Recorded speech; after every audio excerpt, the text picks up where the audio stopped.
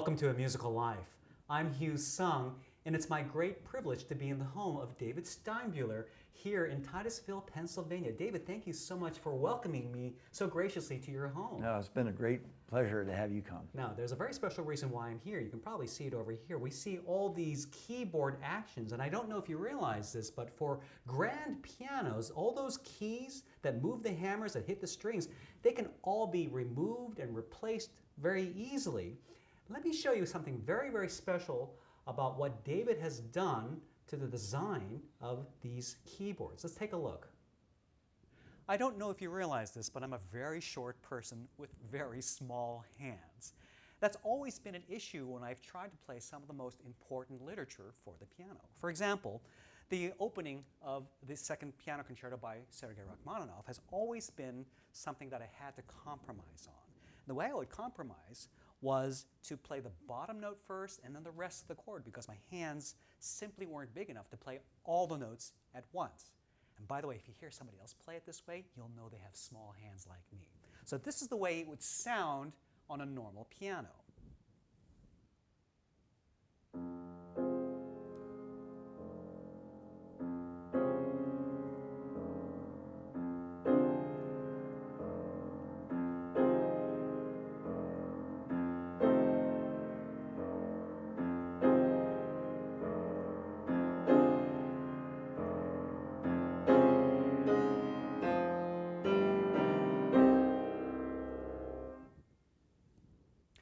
Now with the Donison-Steinbuhler smaller sized keyboard, look at what I can do. I've never been able to play this opening the way I'm going to show you right now. It's pretty exciting.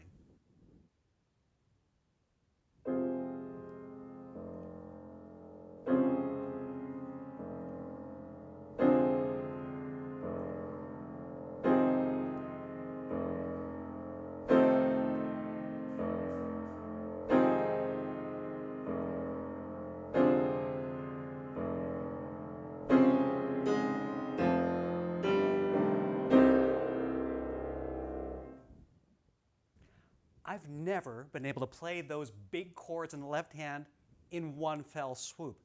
It's amazing, and I'm surprised at how quickly my hands were able to adjust to the different key widths. Now, it takes a little bit of practice. I'm hitting much larger than the octave, so it would take a little bit of time for me to adjust, but in just a few minutes, I'm already finding my way around a lot faster than I thought I would. Pretty remarkable. So David, this is remarkable. Just the fact that I can play the repertoire that is challenging for smaller hands and play it comfortably and musically, this is nothing short of revolutionary. But this isn't the first smaller keyboard. I know Joseph Hoffman, for example, he was a very famous pianist at the turn of the century. He was actually the very first director of the Curtis Institute of Music. He had a smaller keyboard designed for him. There have been smaller keyboards, but they've been custom designed for artists that could afford the expense. Tell us how you got into, what inspired you to work on these special keyboards? Yes, in 1991, I met Christopher Donison, who was the music director of the Shaw Festival in the 90s. And how did you meet him? Yeah, well, we stayed at he and his wife were running a bed and breakfast, and we happened to stay at his bed and breakfast, and he had a 7/8 keyboard in his concert grand at the bed and breakfast. Now, let's back up for a second. You're not a pianist, No. And you're not a piano technician. What do you actually do for, No. what did you do for a living up to that point? Well, we have a family textile business that goes back to the 1800s. Wow. My sons are currently running it, and they're 5th generation. And so you were in textiles, and you meet this man who introduces you to this special, piano with a smaller keyboard. What did that do to you? It's evidently changed your life in some way. Well, yes, he had a vision of creating a second standard for women, 2 sizes. He was thinking 2 sizes. The conventional for men, a 7/8 for women. That's what he had in his piano. And I thought that was a big idea. And he was talking about a data bank and CNC machines making the keyboards, and this was things that I can do. Because you have all that kind of equipment. Well, we have engineering background, and we build equipment at the plant and so forth. Wow. So I believe that this was an opportunity being given to me, and so I started to tinker, and it's been more or less as a hobby, and I first came back home and pulled my action out and was looking at it. So you had a piano at the time, yes, your own piano. Okay. I had that piano. Oh, okay, wonderful. Yeah, and I pulled that action out to see what was in there. I saw the technician had done that. And I started thinking about what it would take to build smaller sizes. And one thing has led to another, and so forth. And well, you know what, let's cut away. I actually had an opportunity to visit your textile factory. Yes. And that's where you actually have the workshop and all the amazing machinery that you use to design and build and create these amazing keyboards. Let's take a look. The magic for creating these smaller keyboards takes place in David Steinbuhler's Ribbon Factory, a family-run business that's been around since 1897.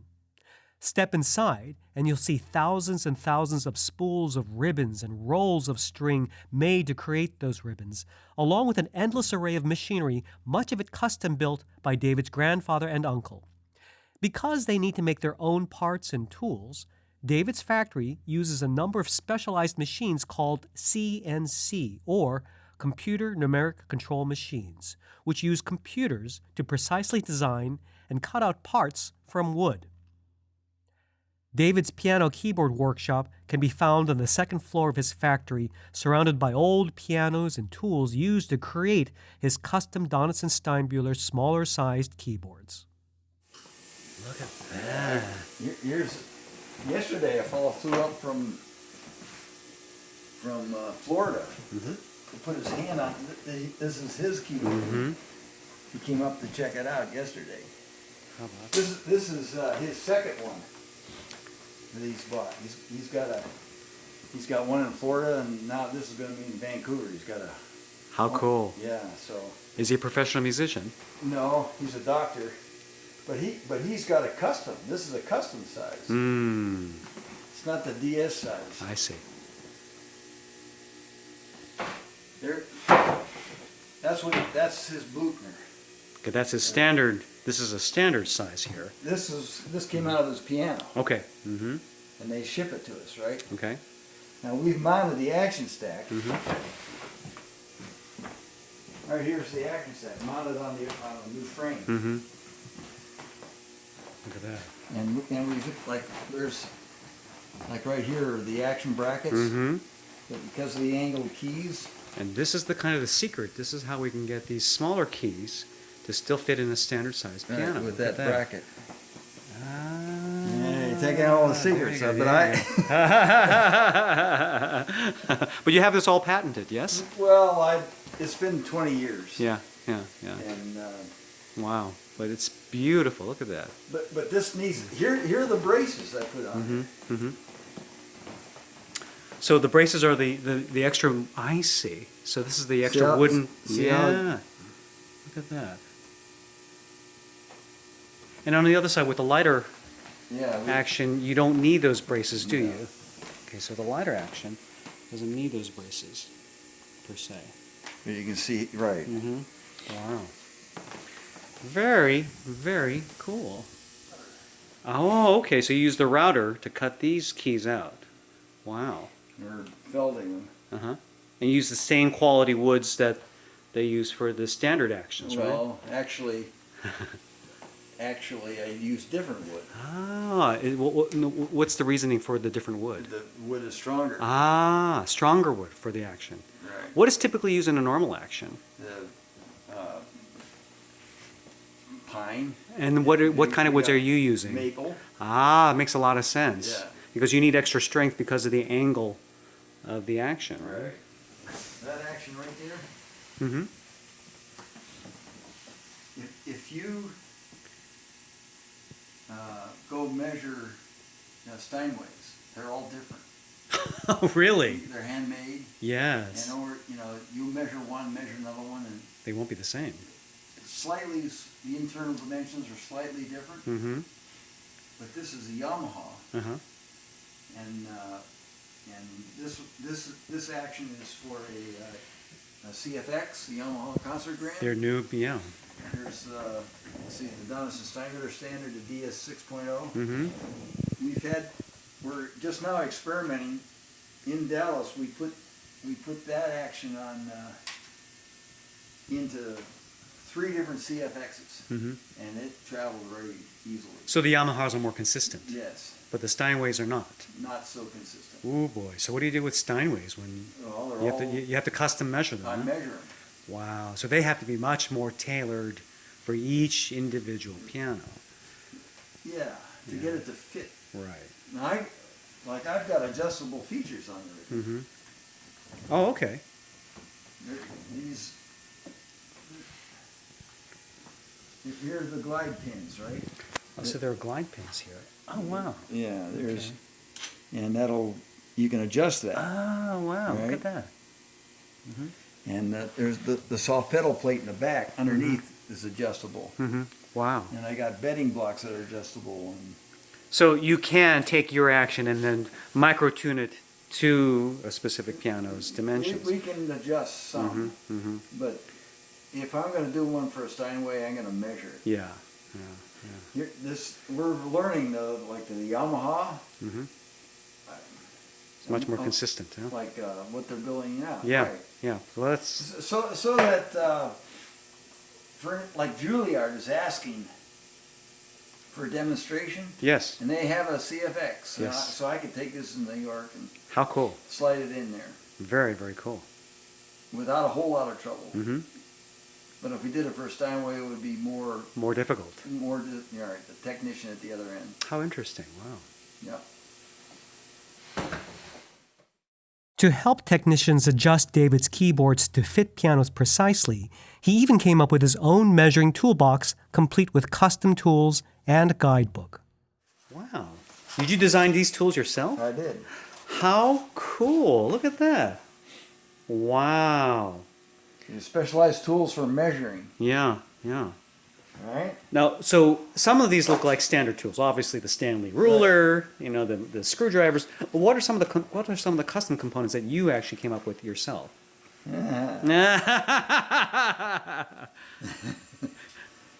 Yeah. Oh, you don't have to share that if it's confidential. But I mean, I'm sure from this video, the technicians will recognize things. But it's interesting because I know piano technicians.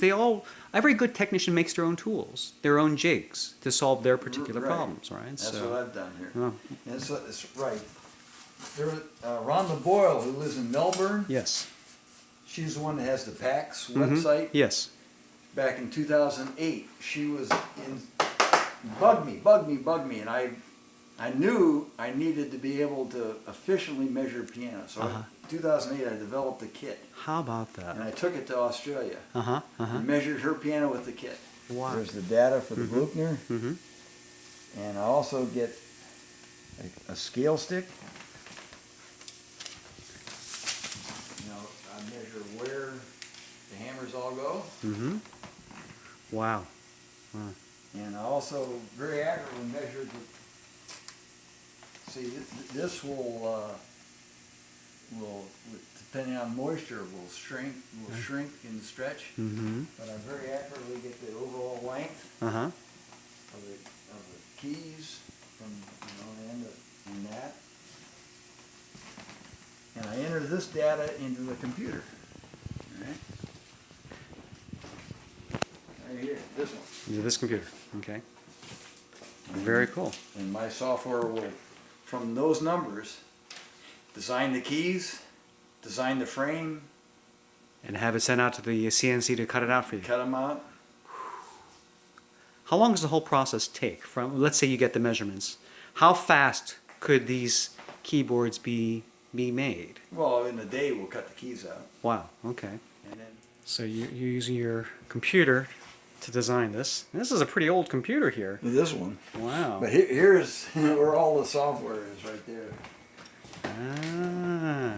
So this is a CNC machine where you can pretty much build anything from the computer design, right? Very, very cool. This is where we cut the keys out. Okay. Right. Okay, so the keys are actually custom cut here. Right. Designed and cut. Wow. Straight from the computer to this machine. Right. Wow. That is And really, then the really frames. Mm-hmm. The frames are Right. cut. Mm-hmm. Uh-huh. But we're moving everything around right now. All right, these are the sharp keys. Okay. The black keys. Right. We make the ebony. Beautiful. Wow. We make all the tops. You make all the tops as well. So you have all your own wood for this. Right, here's So here's the maple that creates the extra. Oh wow! And so from these maple boards. the keys in the frame. Okay. Wow. Yeah. Oh, there you go. There's some. Wow. There's raw ebony wood for the. Yeah. Make the sharps out of it. The sharps and flats. There you go. How about that? And so the various sizes of the ebony. Mm-hmm. Mm-hmm. So the 5.5, the DS 5.5 is 0.318 inches. The DS 6.0 is 0.344 inches, a little bigger. Really cool. Yeah, you make the sharps, and it's all done by hand. Still, that stuff has. So there still has to be some hand. Lots of hand. hand Wow. work, right? Mm-hmm. So those are cut down And then shaped. and they all need to be shaped, Mm-hmm. felted, and so on and so forth. These will go into Walter pianos. Mm-hmm. This is a Walter upright. Now the uprights are more difficult. You can't take the upright action in and out, right? Because the action is kind of built into the piano, right? So. So someone wants a Walter upright with this will have the DS button on it, Mm-hmm. and Beautiful. this is a DS 5.5, and that's a DS 6.0. Mm-hmm. If you go to a university and you play these keyboards, it's life changing. It's life changing. But the moment you graduate and leave the university, there isn't one. Mm. That's the problem. And so people are afraid to use them. Mm-hmm. Because they don't know what they're going to. There's no As soon as standardization. you leave, there isn't one. Yeah. But electronic keyboard manufacturers, Mm-hmm. I'm thinking very quickly down the road, an electronic keyboard manufacturer if they would adopt this size and provide those sizes, you can take your instrument with you, Mm-hmm. right? Mm-hmm. And that ensures you're getting the size that the universities have been studying for the past 15 years. Mm. David, what a fascinating look at your factory and the processes for making these amazing keyboards. So tell us a little bit more about the various sizes and the standards that you're hoping to develop for these keyboards. Yes, when I first met Christopher Donison, he had the vision of creating a second standard, male, female sizes, and he had a 7/8 keyboard in his bed and breakfast, where an octave on the keyboard was a seventh on the conventional, and so I felt a strong need to do a study to figure out what sizes should be offered to the world and how many sizes there should be.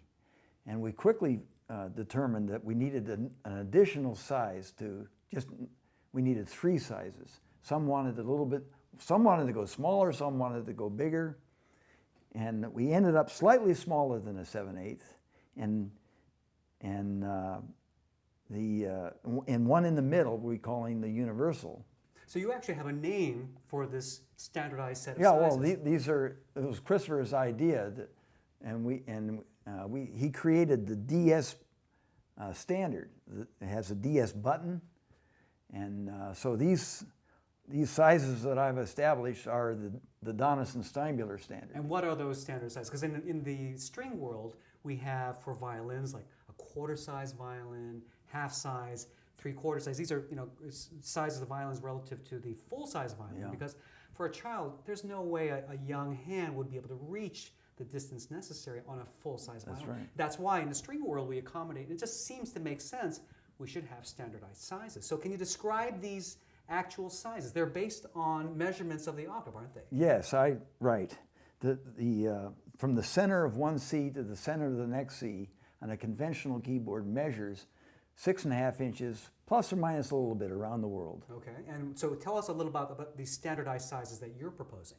And right, I've got the what I call the Donison-Steinbuhler ratio, where I go from one size to the next. And with that ratio, I go to the universal size, which has an octave of 6.0, and then I go to the 7/8 size, which has an octave size of 5.54. We call it the DS 5.5. This is the DS 6.0. And then we've gone one further again for children, which is the DS 5.1. Wow. So once again, we have the Donison-Steinbuhler standards, a DS little button, Yeah. and this number, which makes it very easy to see exactly which size you're going to be working on, right? Right, Wow. right. There's a competition that offers these sizes. First time ever in Dallas, Wow. the Dallas International Piano Competition. And it's important that contestants coming to the competition know what size keyboards will be there. Now, you have an interesting story about that competition. Wasn't there somebody who actually came and actually was one of the winners of the competition? Yes. Tell us a little bit about this Yeah, pianist. in March, a year ago last March, a contestant came who had never played the smaller keyboards before, but she was experiencing pain and strain in her forearm. Ooh, yeah. And she arrived on a Wednesday to compete on a Thursday, and she went to the universal size, and she made the cut on Thursday. She went to the competition on Friday, made the finals, and then ended up winning a third prize in the finals. And by Saturday on the finals, her pain and strain in her arms was completely eliminated. See, that's remarkable on two fronts. Number one, that she was able to adjust so quickly. Yes. 1/3 prize, which is no small, no mean, that's amazing for a relatively unfamiliar instrument, but also that the pain actually went away. Yes, she finally got to keyboards that actually fit her hand. Wow. Universities around the world, I would argue that 70% of students studying piano do not have are not studying on instruments that fit their hands. There's profound discrimination. Which discrimination, in a sense, which could lead to permanent injuries. And I've seen this in the professional Oh, world yes. time and time again, where so many of my colleagues have been struggling, especially ones with smaller hands, have had to stop their careers because of hand injuries, arm injuries, which it sounds like these small, it just seems to make perfect sense.